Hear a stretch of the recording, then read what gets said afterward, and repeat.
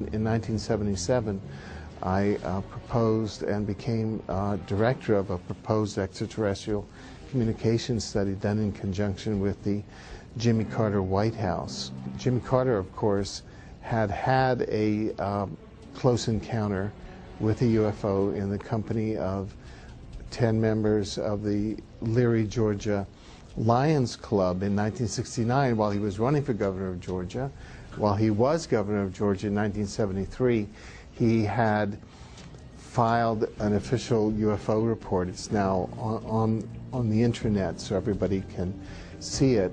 The 1976 U.S. presidential campaign was extraordinary because it was waged between Jimmy Carter, on the one hand, he's had a close encounter, and the first campaign waged on a platform which included a disclosure plank of sorts.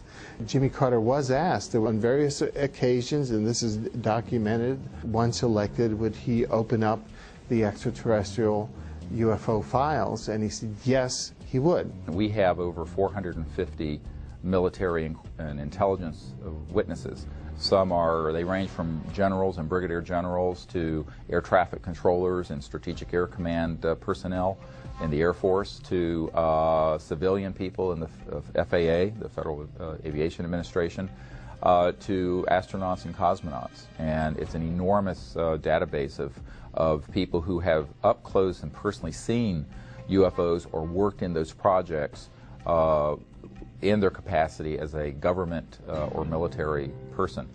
Even with the massive amount of pressure governments can exert to maintain the ongoing cover-up, people continue to come forward and tell what they have personally experienced. Like that, 15 miles in a fraction of a second. I disengaged the autopilot to push the nose over because we were at a collision course, and when I did, I just saw it head on. It's 300 feet in diameter. We knew that. We had a knowing, like somebody was telling us, 300 feet in diameter. So at that time, I heard a hell of a noise. And I said to Fred, what the hell was that?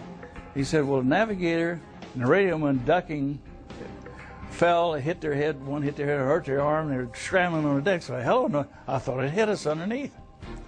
So I said, well, where in the hell did it go? And Fred said, it's right over to the right. I can see it. I couldn't see it. So it drifted forward about 5 miles from it. It never got to the altitude that we were at, a few hundred feet below. I began to watch it. Well, we knew then it was a friendly encounter. It just wanted us to see him. So then I went to engage the autopilot again.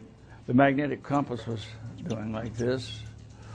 And the bird dogs, which is direction finder, the two bird dogs, they were pointing right at this thing, just vibrating like this. And there were a lot of electrical things in the airplane that went haywire. So I told Fred, did you see that coming? He says, it was close, it was doing this. And so I went back to the vacuum operator. That's the old airplane, the vacuum operator, hydraulic operator control. So I go back to that. So then we sat there and watched it for a while because it just paced us, stayed with us. And so the other crew wanted to land at large engines, so I had sent back. They came forward. Al Jones, which was the original plane commander, took my seat. And it was still there. He was watching it. And as I was walking back aft, he decided he was going to chase it. And so he disengaged off. When I get back aft, I wanted to see how the passengers do it. They're all on the right-hand side. They could see it underneath the wing. And then, I recognized the doctor back. He was a psychiatrist out of Bethesda Naval Hospital, plus a lot of other things. So I said, I better talk to him first. So Cornell said, did you see what we saw, Doc? He grinned at me and looked me straight down. Yeah, and he says, yeah, that was a flying saucer. I didn't look at it. I don't believe in such things. When I was 16 years old, I was walking down the street in Arlington, Virginia, and saw 7 red light type UFOs over Washington that made headlines around the world. And since then, I have seen 8 alien vehicles on 8 occasions. The sightings I've had are more things flying right by or bluish-green orb things. I've had 5 sightings. Never reported them because I don't need the grief. But the trick is you can't mention the company name or be in company uniform. 2 of my friends, excellent pilots. One of them was a famous pilot, and they both got fired for doing interviews like this, but they were in uniform.